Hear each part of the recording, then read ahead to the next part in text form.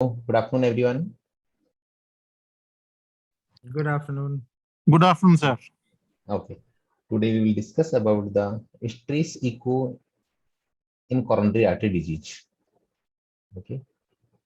This is a very small topic actually in this era where multiple diagnostic modalities are available in recent advancement.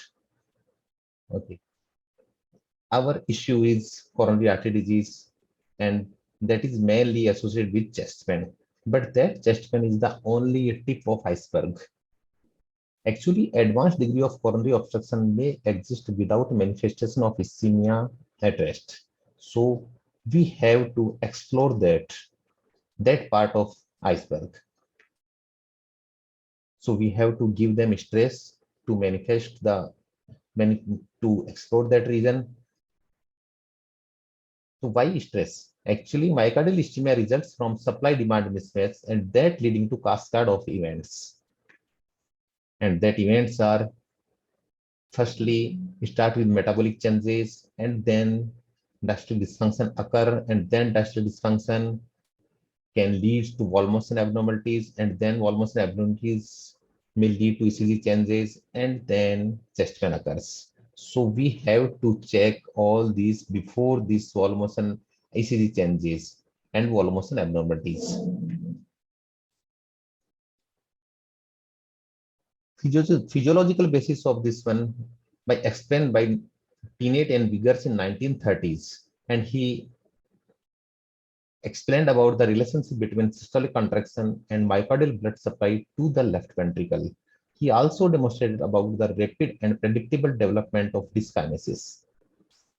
Actually, physiological stress results in an increase in heart rate and contractility. That heart rate and contractility maintained by an increase in myocardial blood flow. So that increase in wall motion, systolic wall thickening, endocardial exertion, and global contractility. That global contractility leads to decrease in end systolic volume, and that increase in ejection fraction. That ejection fraction increase may be blunted with advanced age or with hypertension or in case of beta blocker therapy. So our cascade will explain by this figure by American Heart Association. Here, normal function occurs, but during stress or during ischemia, that perfusion abnormality occurs, and that leads to diastolic dysfunction. And then, after diastolic dysfunction, an abnormal strain, abnormal systolic dysfunction developed, and that leads to visible abnormal wall motion. And ECG changes occurs, and angina, and then further leads to infarction or scar if not managed properly. So presence of coronary artery disease, presence of coronary artery stenosis had increased by oxygen demand, not adequately accommodated supply demand mismatch, and development of these explained ischemic cascade. So after stressor elimination, what happened? Oxygen demand is reduced and ischemia resolves. That normalization may occur rapidly. Typically, this recovery takes 1 to 2 minutes depending on severity of ischemia. But in case of stunned myocardium, functional abnormality persists after resolving that ischemia for a longer period and may last for a week or may longer days. So we have to use echocardiography in conjunction with stress testing. Firstly, we check about the wall motion abnormalities at rest. That may be due to infarction, that may be due to cardiomyopathy, myocarditis, LVB, hypertension, or afterload mismatch, hibernating myocardium, stunned myocardium, or due to toxins. In case of some postoperative states, may be due to paced rhythm or right ventricle volume or pressure overload. But we have to use stress, give stress, and then again check echocardiography, and we have to diagnose about the new wall motion abnormalities, may be due to ischemia, cardiomyopathy, or rate-dependent LVB. So So if basically stress echocardiography provides a dynamic evaluation of myocardial structure and function under condition of physiological or pharmacological stress. So guidelines recommends this as a primary tool for evaluating patients with established or suspected coronary artery disease. The echocardiographic images obtained during conventional stress echocardiography provides far more information than only CAD.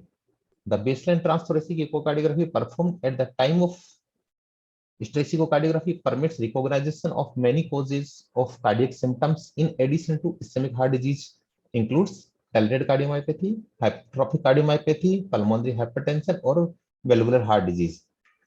As with CAD, also in these disease, the application of stress under controlled conditions can unmask structural defects, which although occurred in the resting or static state, may occur under real-life loading condition and lead to dysfunction detected by echocardiography.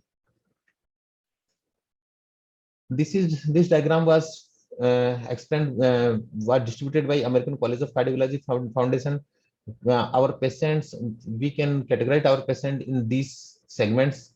Here, asymptomatic group, then some low risk group, then some intermediate risk group, then there are high risk and ACS group.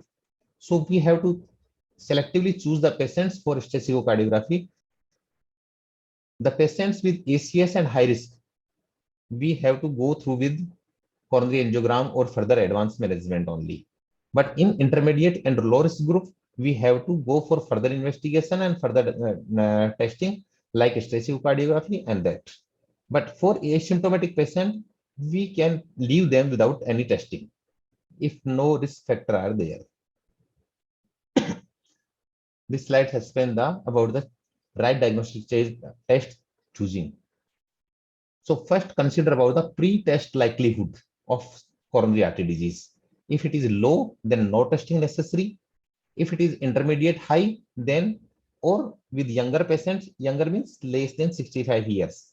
Okay, then less obstructive CAD suspected, then it is intermediate high risk. This is our category of patient. We should go with stress echocardiography. If intermediate and high risk, then we should go with advanced testing, or we can go with stress testing with more conservative or more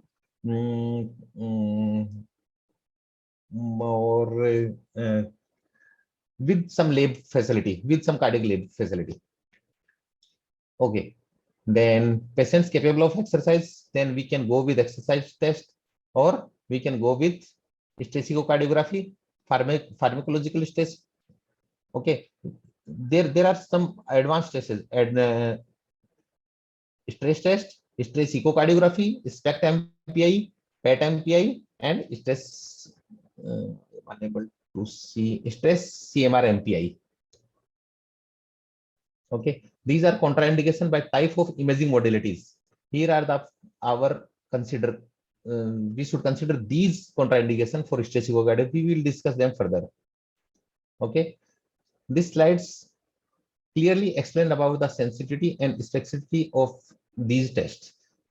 The exercise treadmill have only sensitivity of 68% with specificity of 77%. But our exercise or pharmacological stress echocardiography have 79% sensitivity with specificity of 84%. So this is our goal to achieve 79% sensitivity. We can use contrast, LV contrast, to increase the sensitivity up to 84%. We should discuss about the methods by which we can produce stress. Two methods, one is exercise and other one is pharmacological. Exercise have treadmill test, other one is supine bicycle or upright bicycle or hand grip test or stair step. And pharmacological test have dobutamine, dipyridinol, adenosine, and PASIC. Nowadays, we are using exercise stress, pharmacological stress echo with hand grip testing to increase,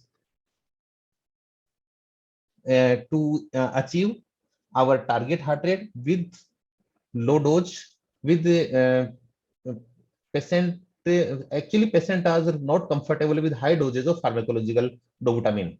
Okay, so with a low dose or intermediate dose, we are adding hand grip to achieve our target heart rate. Treadmill, you all know about this test. This is most commonly used, provide useful clinical information, exercise capacity, and blood pressure response and arrhythmias. Protocol are multiple protocols. We are mainly using the Bruce protocol or modified Bruce protocol. So treadmill. So we have to use treadmill with addition. We have to use treadmill and echocardiography to provide our exercise stress echocardiography. Some limitations are this is not intended to alter exercise protocol. Echocardiography images obtained pre and post exercise. We have some challenge of obtaining image immediate post exercise. Ischemia may resolve quickly after exercise, so we have to must obtain images within 90 seconds. Treadmill, we have to we should use 4 group of images: parietal long axis view, parietal soft axis view, apical 4 chamber, and apical 2 chambers view. Exercise protocol is patient is prepared for treadmill test. Instruction provided on transition from treadmill to examination table just after exercise. Testing echocardiography images obtained, reviewed, and stored. Then standard treadmill exercise examination performed. Patient moved as quickly as possible after exercise to the examination table, and then post-exercise imaging acquired. It should be less than 90 seconds, and then recording done, and images reviewed after test. This is bicycle ergometry. First form exercise in conjunction with echocardiography. Advantage is ability to image throughout exercise and particularly at peak stress, avoid potential problems of rapid recovery, and it allows us to onset of wall motion abnormality to be documented. This is a very good test, but actually this machine has very limited in availability, and wall motion abnormalities are more easily seen in peak exercise versus post exercise. Images acquisition is less rushed landing itself to better quality images. Then we will discuss about the dobutamine stress echocardiography. Dobutamine, actually it is a synthetic catecholamine, and then it causes inotropic, it has inotropic and chronotropic effects. Affinity with beta 1, beta 2, and alpha receptors in myocardium and also in vasculature. So cardiovascular effects are dose dependent. In low doses, it augmented contractility, followed by a progressive chronotropic response at increasing doses. Peripheral effects may result in either predominant vasoconstriction or sometimes in vasodilation. Changes in vascular resistance, i.e. blood pressure, are unpredictable. So distinction between exercise and dobutamine is changes in venous return is increased in exercise. Autonomic venous return mediated changes in systemic and pulmonary vascular resistance are quite different. Heart rate is less important with dobutamine compared with exercise. Actually, ischemia may be induced even if target heart rate is not achieved due to greater augmentation of contraction. And primarily indication of dobutamine as a substitute for exercise stress echocardiography. Patient unwilling or unable to do or detection of viable myocardium. Dobutamine, we can use atropine in addition to dobutamine to augment heart rate increases, and if patient is on beta blocker. Protocol are just like same as exercise stress echography, but we have to access IV line, and patient preparation of like same. After IV line, we have to prepare for baseline imaging, and then continuous ECG and VCG BP recording started. Then dobutamine infusion started at 5 microgram per kg per hour, and we should increase this with every 3 minutes up to 10, 20, 30, and 40, or sometimes 50 microgram per kg per hour. And with continuous recording of ECG, echo, and BP. Images are required at different steps, and atropine can be given 0.5 to 1 mg to augment the heart rate response. Peak dose images are required before termination of the infusion, and then post-stress images are recorded after return to baseline. The patient is monitored until baseline heart rate status. Endpoints and response to terminate dobutamine infusion is target heart rate achieved, or development of significant angina or arrhythmia, or recognition of new wall motion abnormality, or any other limiting side effects like nausea, vomiting, and uneasiness. Safety of dobutamine, it has very short half-life, around 2 minutes, may be utilized in patients with bronchospastic disease. Or some common side effects are minor arrhythmias, palpitation, anxiety, nausea. So these are the methods images acquired during exercise stress echo. This is baseline parietal long axis view. This is during these are short axis, baseline and baseline, peak exercise and recovery. This is 4-chamber view, and this is 2-chamber views. Okay, we have to recognize any new wall motion abnormalities with after review, and with lowering lowering lowering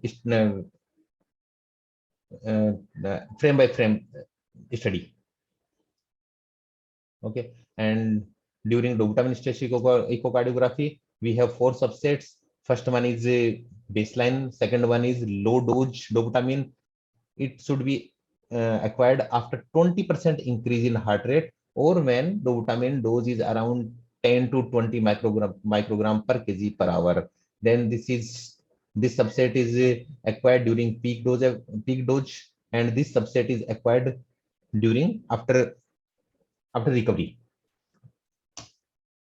Okay, this is baseline, low, then this is peak, and this is recovery. Again, we have short axis and then all 4 subsets. Then this is all 4 subsets with 4-chamber, and then this is 2-chamber with all 4 subsets, and then review by frame study. So we have to study frame by frame with the 16 segments model, and we have to check about any normal wall motion abnormality, or any new valvular abnormality of hypokinetic region or akinetic region, or any dyskinetic segment, or any aneurysmal segment. So stress echocardiography in 4 equations results are normokinesis. Normal with stress is normal to hyperkinesis, then it is normal. If normokinesis appear to hypokinesis or akinesis or dyskinesis, then it is behavior is ischemic. And if any ekinesia appears to hypokinesia or normokinesia, then it is indicative of viable myocardium. Or any ekinesia to dyskinesia appears in akinesia to dyskinesia during stress, then it is necrotic myocardium. There are some complications during dobutamine stress echocardiography, and these are circulated in various lectures. This is 93 circulation, and this shows about the more than 1,000% studies, and have multiple single center or multi-center studies, and these are the number of patients involved in this study. There are significant number, but complications are very low. This is a one out of 1,000%, only 1 MI and 4 VT, and out of 9,000%, there are only 324 complications with only 2 VF. And Varga et al. Has explained about the 35,000%, out of these 63% with 5 deaths. But I have searched about this study, but unable to find the results and cause of the deaths. Again, Some international stress echo complication registries from 98 to 2004 had involved 35,000, more than 35,000 patients, and out of them, 63 have serious side effects. Means event rate is 1 out of 557 patients. Again, we have multiple circulations. 2010, again, Marcel and Italian names have incidence, pathophysiology, and treatment of complications during dobutamine atropine stress echocardiography. This is the result incidence, and this is mortality, number of patient, cardiac rupture. Again, some have asystole, but event rate is very, very poor. Incidence rate is 1 out of this one, 1 out of 48,000, 1 out of 48,000. So complication rate is very low. These are some contraindication. Sorry. Some of absolute: symptomatic severe aortic stenosis, acute aortic dissection, unstable coronary syndrome, obstructive hypertrophic cardiomyopathy, or hypersensitivity to dobutamine. These are some absolute with atropine: narrow angle glaucoma, pyloric stenosis, myasthenia gravis. These are some relative contraindication: electrolyte abnormalities, intraventricular thrombus, intracranial arterial aneurysm, abdominal aortic aneurysm, non-severe ventricular arrhythmias, and high degree AV block, uncontrolled hypertension, uncontrolled atrial fibrillation, or obstructive uropathy. This is all about a short study about dobutamine stress echo. Thank you, Mr. Jagnany.